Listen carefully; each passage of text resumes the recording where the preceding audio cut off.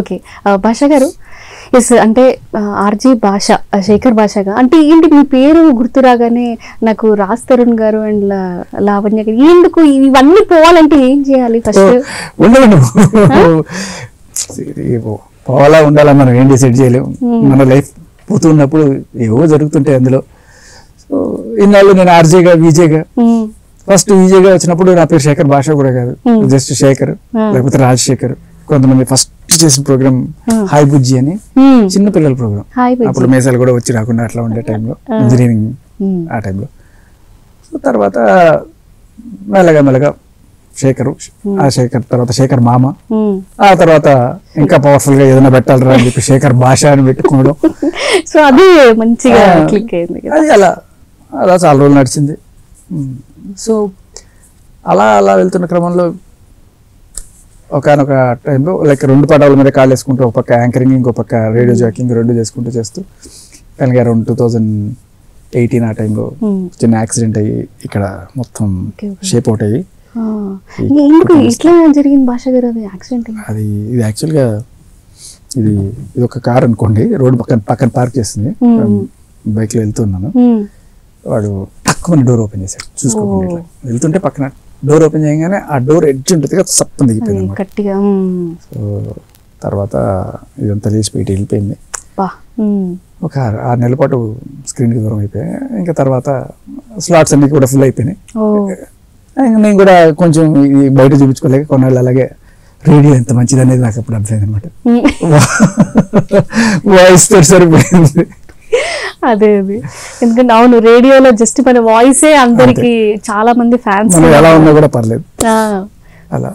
So అదే అయింది. తర్వాత కోవిడ్ అయిపోయిన తర్వాత ఇప్పుడు లైక్ ఈ ఇష్యూ జరిగింది నా పర్సనల్ లైఫ్లో. ఒక చిన్న ఇష్యూ జరిగింది. ఒక అమ్మాయి నన్ను పెళ్లి చేసుకుంటావా చస్తావా, అరే నాకు పెళ్ళి ఏంది, పిల్లలు ఉన్నారైనా కూడా నువ్వు ఎందుకు ఇలా చేస్తున్నావు అంటే, లేదు నువ్వు లేకపోతే చచ్చిపోతా, నేను నీ పేరు రాసి చచ్చిపోతా, సూసైడ్ చేసుకుంటే, ఇలా రకరకాలుగా ఒక సైకోలాగా టార్చర్ చేయడం మొదలుపెట్టి, సరే ఇంకా నేను వాళ్ళ అమ్మ నాన్నకి చెప్పడానికి ట్రై చేసి ఏం చేసినా ఇంకా మించిపోయిన స్టేజ్లో ఫైనల్గా పోలీస్ స్టేషన్లో చెప్పడం, అక్కడ కూడా పెద్ద పట్టించుకోకపోవడం, ఇవన్నీ కూడా జరిగిన తర్వాత కేసెస్ కూడా వాళ్ళు పట్టించుకోలేదు. అంటే కంప్లైంట్ ఇచ్చారు. జనరల్ గా అమ్మాయి నన్ను నేర్పిస్తున్నాడు ఒక అబ్బాయి అంటే తక్కువ వస్తారు, అమ్మాయి నన్ను నేర్పిస్తుంది అంటే ఆ పోరా ఏదో చెప్తున్నాడు ఏదో అయిందని అనుకుంటారు. ఎందుకు అట్లా మరి? అంటే ఇప్పుడు మీరు ఇందాక బెట్టింగ్ యాప్ దగ్గర కూడా అన్నారు, అక్కడ లీగల్ అయింది, ఇక్కడ ఎందుకు మనకి ఇల్లీగల్? అంటే ఏంటి సొసైటీ మీద, అసలు ఈ సొసైటీ ఏంటో వాళ్ళ మెంటాలిటీ ఏంటో అసలు అర్థం కాదు కదా. అదేం లేదు, ప్రతి ఒక్కరికి డబ్బులు కావాలండి ఇవాళ రేపట్లో, ప్రతి ఒక్కరికి కావాలి. పొద్దున్న లేచిన దగ్గర నుంచి దాని అదే పరిగెడతారు 90% ఆఫ్ ద పీపుల్. సో కొంతమంది సరే కొంతవరకు చేద్దాం, అమ్మో ఇది దాటి మన దొంగతనాలు అటెండ్ చేయొద్దు, ఇంతవరకు ఓకే, వాళ్ళకి ఒక లిమిట్స్ పెట్టుకుంటారు. సో ఒక్కొక్కరికి ఒక లిమిట్. కొంతమంది డ్రగ్స్ అమ్మి సంపాదిస్తారు, కొంతమంది మన రాజ్ తరుణ్ లావణ్య కేసులో చూసాం కదా, ఆవిడ 40 రోజులు. సో ఇలా కొంతమంది డ్రగ్స్ అమ్ముకొని సంపాదించే వాళ్ళు ఉంటారు, కొంతమంది సరే ఇలా బెట్టింగ్ యాప్లు ఇవి కొంత తక్కువ, కొంతమంది అమ్ముకొని సంపాదిస్తారు. లిక్కర్ షాపులు ఉంటాయి, చాలా మందికి తాగిచ్చి చాలా మంది లివర్ డ్యామేజ్ అవుతుంటాయి, వాళ్ళకి లక్షల ఆదాయం వస్తుంటాయి. అసలు అదే అర్థం కాదు, మద్యపానం ధూమపానం ఆరోగ్యానికి హానికరం అని చెప్పి రాస్తారు. కొన్ని కోట్లలో బిజినెస్ అదే అవుద్ది, వేల కోట్లండి, కోట్లు. అవును. సో అంతే, మీరు తాగని మీరు సావండి, మాకు సంబంధం లేదు, మా పైసలు మాకు ఇచ్చి మా ట్యాక్సీలు మాకు వచ్చేయాలి. అవును, ఏదైనా అంతే. అంటే ఇప్పుడు దానికోసం ఆ వేలం పాటలు కావచ్చు, ఎంతెంత కాంట్రాక్ట్స్ పాడతారు, ఆ హడావిడే వేరు. సో అంటే అవతలాడు తాగి చచ్చినా పర్లేదు, నాకు నా డబ్బులు కావాలి, ఇలాంటి సమాజంలో ఉన్నాం మనం. అవునవును. సో వీళ్ళకి చాలా మంది తాగి చచ్చిపోతారని తెలుసు, అయినా కూడా ఎందుకు చేస్తున్నారు? Because it's legal. అది గవర్నమెంట్ చెప్పాలి రా భయ్, నువ్వు చెప్పడానికి. గవర్నమెంట్ నన్ను మానేయమని చెప్పమను, అప్పుడు నేను మానేస్తా. నువ్వు సరే చేస్తారా నాకు తెలుసు, గవర్నమెంట్కి తెలియదా? మరి గవర్నమెంట్ ఎందుకు లైసెన్స్ ఇచ్చింది? వాళ్ళకే లేనిది, దేశాన్ని పాలించే పాలకులకే లేనిది నీకెందుకు అన్నట్టు. అవును, వాళ్ళు డైరెక్ట్ గానే అసలు తాగేవాడికి తెలుసు కదా, బాటిల్ మీద ఉంది కదా, ఆయన వచ్చి తాగుతున్నా, నీకేంట్రా భయ్ మధ్యలో? తాగాలంటే చెప్పు పోస్తా అంతే అంటారు. సో ఎందుకంటే వాడికి డబ్బే ప్రధానం, ఎవరికైనా సరే డబ్బే ప్రధానం.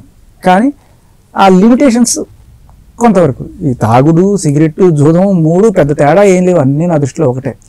కాకపోతే ఇన్నాళ్ళు ఈ జూదం అనే ఏ కేటగిరీలో వస్తుంది అనేది ఎవ్వరికి క్లారిటీ లేదు.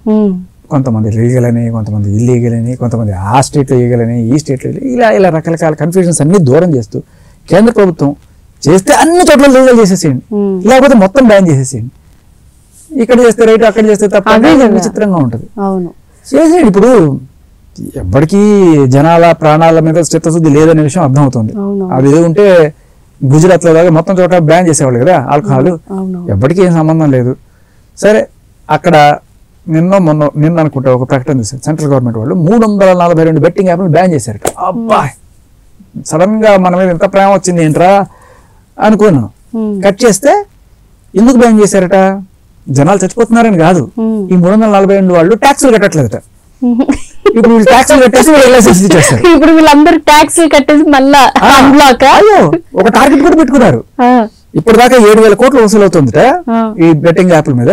దీన్ని 14,000 కోట్లకి తీసుకెళ్లాలని ఒక టార్గెట్ పెట్టుకున్నట్టు. చాలా బాగా ఆడారు కదా, మంచి మంచి కట్టు. I like it. అంతే.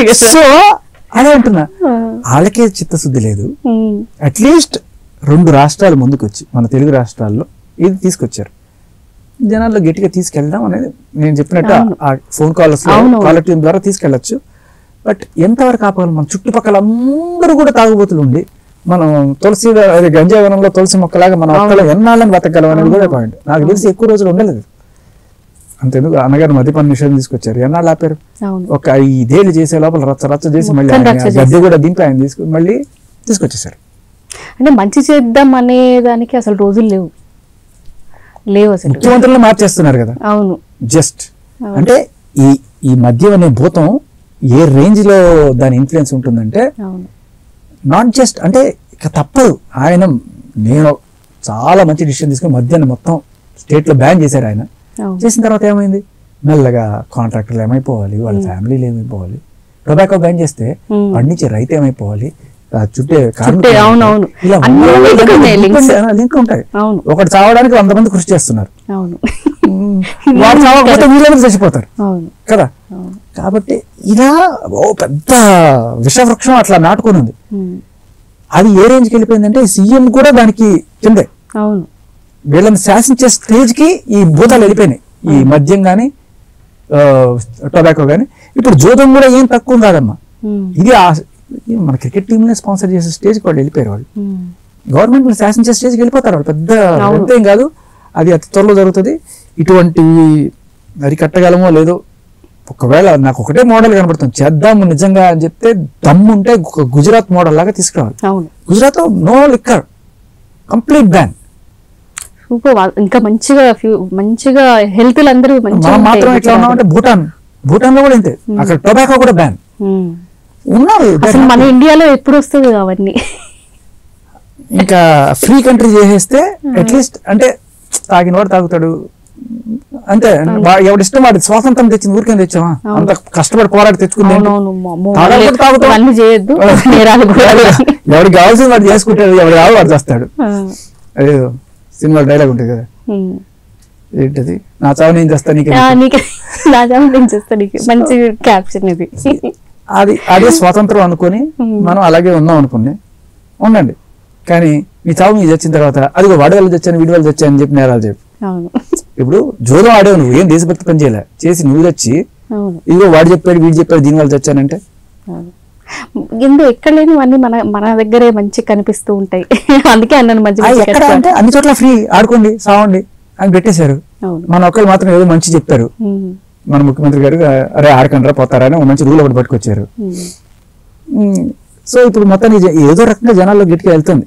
నేను చెప్పినట్టు కాలర్ ట్యూన్స్ లో పెట్టకపోయినా కేసులు పెట్టి మీ ద్వారా నా ద్వారా ఇలా మీడియా ద్వారా ఈ జూదం గురించి బెట్టింగ్ ఆన్లైన్ బెట్టింగ్ యాప్లు ఆడకండి, వర్జువల్కి వెళ్ళకండి, జీవితాలు నాశనం చేసుకోండి వెళ్తుంది.